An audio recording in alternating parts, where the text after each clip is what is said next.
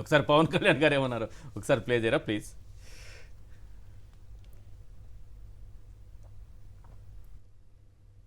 96లో ముఖ్యమంత్రి గారు ప్రస్తుతం ముఖ్యమంత్రి చంద్రబాబు గారు అప్పుడు ముఖ్యమంత్రిగా ఉన్నప్పుడు దాన్ని ఒక వ్యక్తి కట్టబెట్టేశారు. ప్రభుత్వం అధీనంలో ఉన్నదాన్ని. అలాంటిది కేవీ రావు గారు అనే ఒక వ్యక్తి ఆయన కట్టబెడితే అది ఎంత సంపద ఉంది. రావు గారు అనే వ్యక్తి కాకినాడ సీపోర్ట్ ని నడిపే వ్యక్తి ఆయన ఎలా అడ్డగోలుగా దోచేస్తున్నాడు ఒక ఉదాహరణ.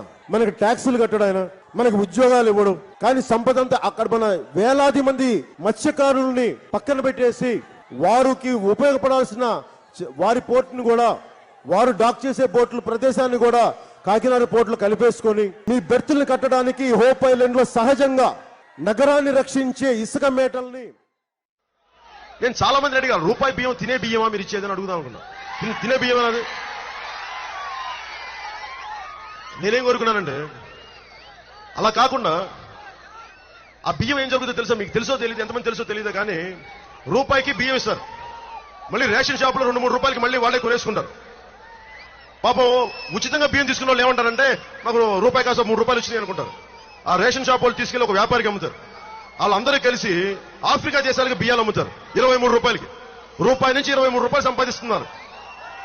అది ఎక్కడి నుంచి? కాకినాడ పోర్ట్ నుంచి, మన కేవీ రావు గారి ఆధ్వర్యంలో జరిగే కాకినాడ పోర్ట్ నుంచి ఈ మనకి రూపాయి బియ్యం అంతా అక్కడి నుంచి ఎక్స్పోర్ట్ చేసి ఆఫ్రికా దేశాలకు వెళ్తాయి. ఇంకొంతేమో ఈ కోళ్ల ఫామ్ ఫీడ్కి వెళ్ళిపోద్ది. నేనేమంటానంటే దీనివల్ల ప్రజా దుర్వినియోగం, ప్రజా డబ్బు. కేవీ రావు గారు వ్యాపారాల గురించి పవన్ కళ్యాణ్ గారు ఎంత చక్కగా చెప్పారు. 1 రూపాయి బియ్యాన్ని 23 రూపాయలకి ఆఫ్రికా దేశాలకు అమ్ముకునే వ్యక్తి కేవీ రావు అని చెప్తున్నారు. అలాంటి వ్యక్తి ఈరోజు వీళ్ళు కేసు పెడితే ప్రజలు నమ్మాలో లేదో, మరి ఈ కేసులు నిలుస్తాయి, ప్రజలు నమ్ముతారు లేదో పక్కన పెట్టండి. ఎందుకంటే చంద్రబాబు నాయుడు గారే కంప్యూటర్ కనుగొన్నారని ఇప్పటికీ నమ్మేటటువంటి స్టూడెంట్స్ ఉన్నారు, చదువుకున్న వాళ్ళు ఉన్నారు. కాబట్టి దాన్ని ఆ విషయం పక్కన పెట్టి ఈ కేసులు నిలబడతాయి లేదు చెప్పండి సార్. గుడ్ ఈవినింగ్ ఈశ్వర్ గారు. కార్పొరేట్ అఫైర్స్కి సంబంధించిన కేసులు ఏవైనా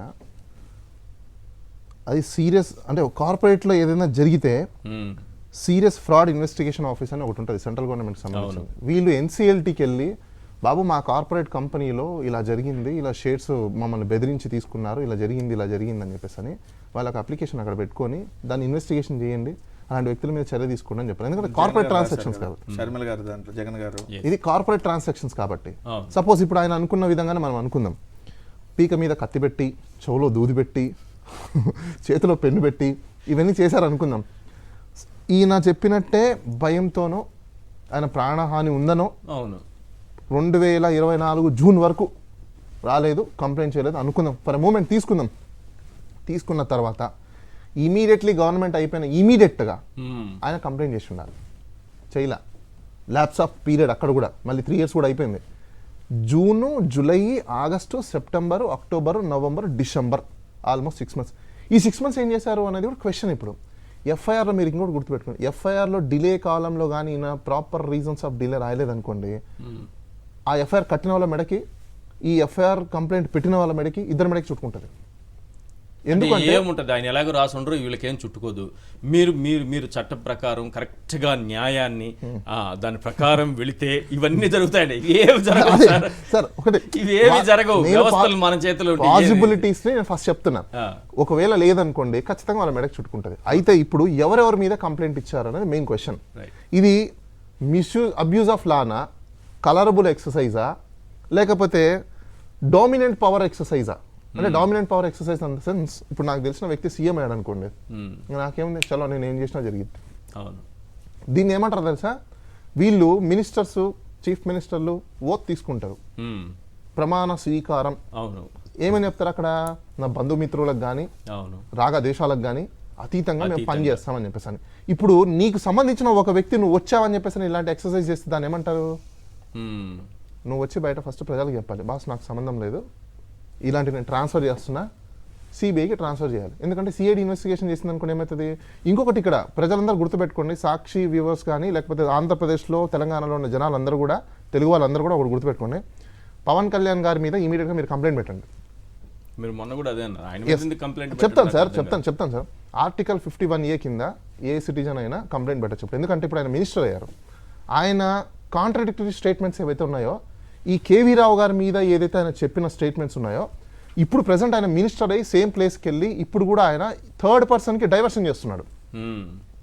మెయిన్ పర్సన్ని పక్కన పెట్టి థర్డ్ పర్సన్కి డైవర్షన్ చేసినప్పుడు ఇక్కడ ఆయన మాలఫైడ్ ఇంటెన్షన్ అనేది కనిపిస్తుంది.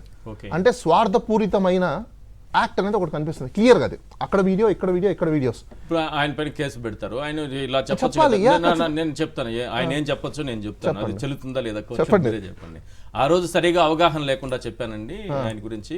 నేను డిప్యూటీ సీఎం అయిన తర్వాత పూర్తి ఆధారాలన్నీ తెప్పించుకున్నాను. అంటే అప్పుడు ప్రజల్ని మోసం చేసినట్టే కదా, మభ్య పెట్టినట్టే కదా, అబద్ధాలు చెప్పినట్టే కదా, మరి దాని మీద కేసు పెట్టాల్సిందే కదా. అసెంబ్లీలోనే చెప్పారు 30,000 మంది అమ్మాయిల్ని కిడ్నాప్ చేశారని చెప్పి. లేదు సార్, ఇలాంటి దానికి ఎక్కడో చోట అడ్డుకట్ట వేయాలంటే ప్రజలు ఖచ్చితంగా మేల్కోవాలి. ఇప్పుడు ఇలాంటి నాయకుల్ని సొసైటీలోకి తీసుకొచ్చి మనము వాళ్ళ మేధావులు అని చెప్పేసి వాళ్ళ పూలదండ వేసి రోడ్లో పానుపలేసి మనం రాల్చి అసెంబ్లీకి పంపించి ఇలాంటి నాయకులు వేస్తే మేమేమనుకుంటాం ప్రజలందరము. నేను ప్రజల తరపున మాట్లాడతాను. ఇప్పుడు అయ్యో ఈయన చెప్పింది నిజమేమో, ఈయన ఓటేస్తే ఖచ్చితంగా ఇలాంటి జరుగుతాయేమో అని అనుకుంటాం. కానీ మళ్ళీ అది యథా రాజా తదా ప్రజ కదా, మళ్ళీ సేమ్ టు సేమ్ ఇంకొక 5 ఏళ్ళు పోయే. ఈ 5 ఏళ్ళని ఎవరు తీసుకురావాలి? ఇట్లా భవిష్యత్తు బతుకులు ప్రజల యొక్క వాళ్ళ యొక్క ఎక్స్పెక్టేషన్స్ మొత్తం అంతా కిల్ చేస్తూ పోతున్నారు కదా. సొసైటీ ఇంకెప్పుడు మారుతుంది డెమోక్రసీ? ఇలాంటి నాయకులందరూ వచ్చేసి అబద్ధాలు చెప్పేసి సీట్లలో కూర్చుంటే. పవన్ కళ్యాణ్ గారు లోకేష్ గారి గురించి కూడా చాలా ఎంత అవినీతికి పాల్పడే వ్యక్తి దేశంలో లేరని తిట్టారు. దట్స్ వాట్ నేను అదే అంటాను. ఇప్పుడు ఇద్దరు, ఆయన మినిస్టర్, ఈయన డిప్యూటీ సీఎం, ఎక్కడ అవుతుంది కేసులు? ఎట్ట అవుతుంది? ఎవరు పెడతారు? ఎవరు చేస్తారు అవన్నీ? అందుకోసమే ప్రజలు మేల్కోవాలి. ఇలాంటి కేసుల్ని తీసుకొచ్చినప్పుడు ఇప్పుడు సిఐడికి వెళ్ళి వీళ్ళు కంప్లైంట్ చేశారు. ఇప్పుడు అసలు సిఐడికి నిజంగా జ్యూరిస్డిక్షన్ ఉందా? ఇప్పుడు మీరు అన్నట్టు ఇందాక మన ఆయన అనలిస్ట్ గారు పురుషోత్తం రెడ్డి గారు అనడము ఏం చెప్పారంటే, ఎక్కడైతే ఈయన మీద పీక మీద కత్తి పెట్టి ముక్కులో పెన్ను పెట్టి చేతిలో పెన్ను పెట్టి దూది పెట్టి ఇది జరిగిందో ఆ జ్యూరిస్డిక్షన్లోకి వెళ్ళి ఫస్ట్ అయ్యా నాకు ఇలా జరిగిందని చెప్పేసి ఆయన కంప్లైంట్ ఇచ్చి ఉండాలి. పోనీ ఇచ్చారా? ఇంకొక పాయింట్, ఈయనని ఎక్స్క్యూజ్ చేయడానికి లేదు ఇవన్నీ. ఎందుకంటే రీజన్ చెప్తాను, వెల్ ఎడ్యుకేటెడ్ కాదు. మన ఇద్దరం, మీరు లాయర్ కాబట్టి చెప్పండి. ఆయన భయపడ్డారు ఎందుకంటే ఇక్కడ ఉన్న పేర్లు చూస్తే అంతా వైఎస్ఆర్సీపీ ముఖ్య నేతలు అంతా ఉన్నారు, ప్రభుత్వం వారి చేతిలో ఉంది, ప్రభుత్వ పెద్దలు ఉన్నారు అని చెప్తున్నారు. మరి ఆయన భయపడి పెట్టలేదేమో? ఇప్పుడు అందరికి వచ్చే అనుమానం అదే కదా. సరే, అమెరికాకు వెళ్ళారు సార్ ఆయన. సపోజ్ అమెరికాకు వెళ్ళిన తర్వాత కంప్లైంట్ అనేది 3 రకాలు ఇవ్వచ్చు. ఒకటి పర్సనల్ గా తీసుకెళ్ళి ఇవ్వచ్చు, 2 స్పీడ్ పోస్ట్ చేయొచ్చు, 3 ఈమెయిల్ కూడా చేయొచ్చు. ఇప్పుడు ఆయన బిఎన్ఎస్ పక్కన పెట్టండి, బిఎన్ఎస్ కంటే ముందే ఉంది, బిఎన్ఎస్ లో ఇంకా ఈజీ, బిఎన్ఎస్ కంటే ముందే ఉంది. ఇప్పుడు ఆయన కార్పొరేట్ అఫైర్స్ తెలిసిన ఒక డిన్ ఐడి ఉన్న డైరెక్టర్. డిన్ ఐడి డైరెక్టర్ అంటే ఆయనకి ఈమెయిల్ ఐడి ఉంటుంది, ఫోన్ నెంబర్ ఉంటుంది, ఆయనకి రూల్స్ అండ్ రెగ్యులేషన్స్ అన్ని తెలిసి ఉంటాయి, ఈమెయిల్ ఐడి యాక్సెస్ చేస్తుంటారు, ఒక కంపెనీ నడుపుతున్నారు, అన్ని తెలుసు కదా. ఇప్పుడు నిజంగా ప్రాణ భయం ఉందని అనుకుందాం, ప్రజలందరూ గమనించండి.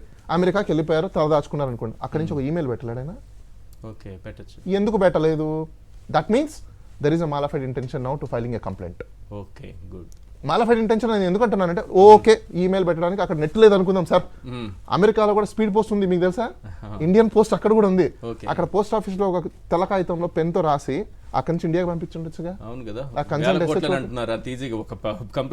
కంప్లైంట్ ఇచ్చేస్తుండొచ్చుగా. అది కూడా లేదు అంటే ఇక్కడ కూడా మాలిఫైడ్ ఇంటెన్షన్.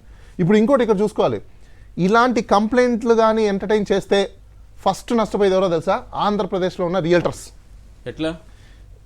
అందరు గుర్తుపెట్టుకోండి, రియల్టర్స్కి అమ్మిన రైతులందరూ మొత్తం ఇప్పుడు బయటకు వచ్చేసి మా నెత్తి మీద రాయి పెట్టి పీక మీద కత్తి పెట్టి చేతిలో పెన్ను పెట్టి ముక్కులో దూది పెట్టి ఇది రాయించుకున్నారని చెప్పేసి పోయి కంప్లైంట్ చేశారనుకోండి, పైసలు రియల్ ఎస్టేట్ డమాల్ రియల్ ఎస్టేట్.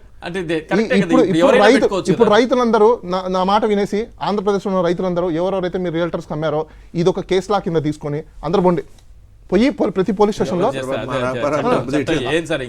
మరి అంతే సార్, వాళ్ళు చెప్తున్నారు కదా సార్ ఇలా జరుగుతుందని చెప్పేసి అని. మరి ఇలాంటప్పుడు నిజమా అబద్ధం మనకు తెలీదు. పాపం రైతులందరూ ఏడుస్తున్నారు నిజంగా. ఏమని? మేము రియల్టర్స్కి ఇచ్చేసాం, మాకు డబ్బులు రాలేదు, మేము రియల్టర్స్కి ఇచ్చేసాం, మాకు తక్కువ డబ్బులు వచ్చేసాయి, ఇప్పుడేమో వాల్యూలు అందరూ ఆంధ్రప్రదేశ్లో జనాలందరూ కూడా మీరు ముందు పొద్దున్న లేచి రేపు మీరు చెప్పే విధానం నాకు అర్థం, ఎందుకంటే ఇది ఒక రాంగ్ ప్రాక్టీస్. నేను అదే అంటున్నా, రేపు కానీ ఒకవేళ దీన్ని ఎంటర్టైన్ చేసుకుంటూ కూర్చుంటే ఒకవేళ ఫస్ట్ నష్టపోయేది రియల్టర్స్ అందరూ గుర్తుపెట్టుకోండి మీరే. ఎందుకంటే మీరు ఈ ప్రభుత్వాన్ని నమ్ముకొని కానీ ఇప్పుడు మీరు చేసేవి ఏవైతే ఉన్నాయో మొత్తం బూడిదలో పోసిన పన్నీరే. నేను ఎందుకు చెప్తున్నానంటే రైతులు కానీ ఇది కానీ చూసి రేపటి రోజు ఏదో బాగుంది ప్లాన్ అని చెప్పేసి అందరు పొలవమని పోలీస్ స్టేషన్లోకి వెళ్ళిపోయి మొదలు పెట్టారా, మీరు అవుట్. ఆంధ్రప్రదేశ్లో రియల్ ఎస్టేట్ పెరిగిపోతుంది అనుకుంటారు చూసారా, ఎవడు కొండానికి కూడా రాడు.